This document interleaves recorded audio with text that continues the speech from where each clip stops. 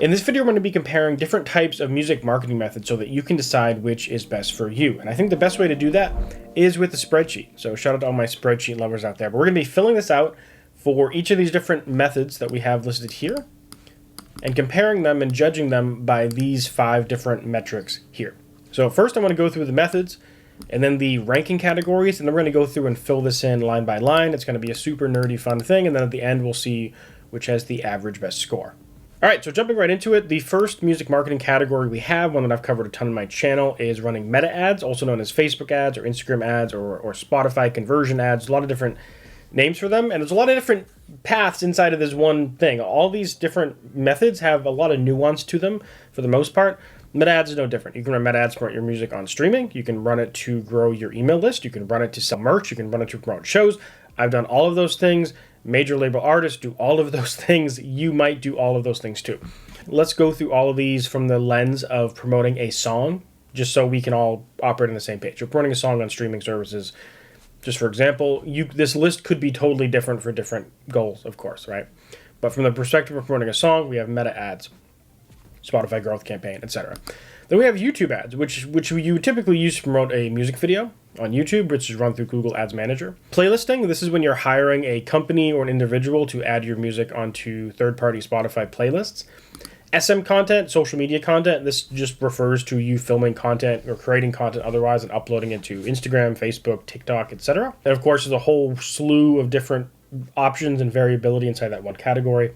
Influencer marketing, this typically revolves around hiring people to use your song in their videos or make custom content related to your music, and then basically drive people that are in their audience to go check out your music. Touring, this could be a bunch of things as well. This is like either you just trying to play as many shows as you can as a kind of a marketing method, so opening up for bands, playing local venues, tour buy-ons even could fall into this category. PR, this would be hiring a PR company or publicist to get you some press, whether that be interviews or reviews in online magazines, online blogs, or real magazines, or YouTube channels, etc. And then we have radio, which would be hiring a radio promoter to go get your music on the radio and promote it locally or colleges or whatever. There's, again, a lot of nuance in each of these categories. And this isn't like the only ways you can promote your music. There's a million other options online, but these are kind of the core categories, and a lot of things fall into these categories, right? There's a lot of other things that are PR-esque that could fall under PR. There's a lot of things that are playlisting-esque that can fall into this, and a lot of like ads-adjacent stuff that can fall into this. But this is kind of the main methods that most people use and talk about online. So how are we going to rank these different promotion methods? Well, we have effort, which is essentially how much effort do you have to put in to make this marketing method happen. We have cost. What is the relative cost of that marketing method? We have stickiness, which this is a few different factors. This is kind of like what percentage of the people that check out your music from this are going to actually like become a fan, but also like how long do they stick around? So I'm calling that the stickiness.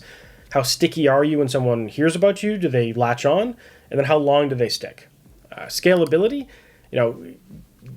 if you find that this works a little bit, can you double, triple, 10x, etc. to grow your fan base at a faster rate? And then we have risk. And this is essentially like, what is this something you have to just dump a ton of money in to find out? Or is this something you can do a little bit of money to find out? Like what is the kind of risk happening here of failure? And what are the stakes of that risk? So that's the grid. We're going to rank everything from 1 to a 5. And there's a little bit of nuance here, so the score is not going to be perfect, but I'm just going to use my best kind of judgment. And we're going to go through this column by column. And let's start at effort. So effort-wise, comparing all of these different methods, I would say the lowest effort is definitely got to be playlisting, right? All you do is you contact a company or an individual and say, here's my song, here's some money, done, right? Very little effort. Radio is essentially the same thing, but the problem is radio is very hard to find a radio promoter. PR, there's a little bit more effort because you have to provide your publicist with information. So it's not just as easy as money in a song. Same with influencer marketing. You usually want to give some type of direction to the people. Now, I would say the most effort is going to be touring, social media content, and ads. Just because ads are complicated. But the thing with ads is once you learn how to do them, they just run on autopilot, and everything's just kind of copy and paste. So I would say these are on the lower, probably middle side. Social media content and touring are, I would say, without a doubt, the most effort required in terms of like week by week time. So I'm going to say meta ads and YouTube ads a 3. And I'm going to say social media content touring a 5. Influencer marketing, PR, and radio a 2. Make sense? Oh, right. 1 being the least amount of effort, 5 being the most amount of effort. So essentially what this means is 5 is the worst case scenario and 1 is the better case scenario. So a lower number here is better and a lower stickiness is actually better. So it's a little confusing, but essentially 1 is better in the scenario. It's not like a lower, higher type of thing. Cost. Several of these things are free, right? Or at least one of them is free. Social media content's free. So this has to be the lowest cost. Because I think it's actually the only thing in here that's free. Yeah. The most expensive thing I would say is probably going to be PR, radio, influencer marketing, touring. This one depends, right? If we're talking about a tour buy-on, it'd be a 5. If we're talking about playing local shows, it's a 3 or 2. So you have to lug your equipment around. I'm going to give it a 4, just because we don't know. Playlisting is usually fairly cheap. We'll get into why it's not actually that good in a bit, but so we'll give it a 3 because it's usually in the mid. YouTube ads also can be quite cheap. And now the thing with meta ads, I'm not going to give them a 5. They can be a 5. I'm going to go with a 4 because they can cost a lot of money, but they don't necessarily have to cost a lot of money. Like you can run an ad for $5 a day, right? You can also run an ad for $300 a day, right? So it's relative. And we'll talk about that when we get to the scalability, but I don't think it should be a 5. YouTube ads, the result per person typically is very low, so that's why I'm giving it a 3. This is kind of a wonky one just because there's so much variability, but that's my opinion take on that. Stickiness. This is an interesting column. This is what percentage of fans stick around and how long do they stick around for? And overall, I have to say that playlisting here is going to be one of the weaker ones, right? So weaker is higher in this case, right? Worse is 5. Very, very, very small percentage of people that listen to playlists actually stick around to the artist. Like I would say less than 5%. 5% if you're lucky, honestly, stick around after they hearing you on like a third-party playlist. Even an algorithmic playlist, even an editorial playlist.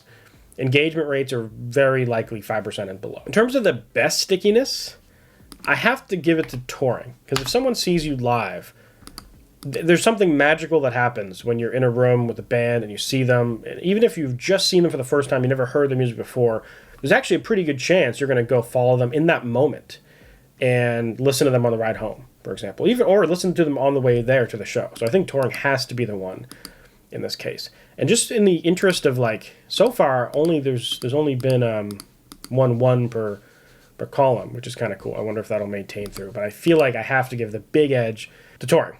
Now, meta ads and social media, I found overall the stickiness is very similar. Like in terms of if you get a social media post pop off and then have like an ad pop off, like the percentage of people that go listen to the song and people that keep listening to the song for long duration, I would say pretty much equal. YouTube ads are a different story. But meta ads, I would say let's give this a 2 and let's give this a 2. Not only are the stickiness factors similar, but the like saves per listener and playlist ads per listener and streams per listener are overall pretty much identical. YouTube ads, I think, should be like a 4. The stickiness is usually not that good. Influencer marketing, I'm going to give a 5. It's pretty brutal. It really depends on the influencer. If you're targeting super accurate influencers that have a history of fan bases that will check out new music, it might be pretty sticky, but most of the time it's just not that. Even if it's a micro influencer thing, it's usually not going to be that sticky. PR, again, huge variability. If you get something in like Rolling Stone, very much of a different story than getting a write-up in Ear Milk versus getting a interview in People Magazine, right? They're all different things.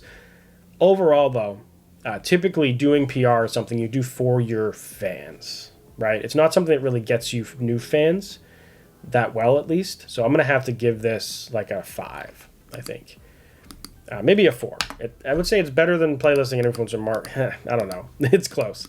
Let's give it a 5 because I think it's worse than YouTube ads. Radio.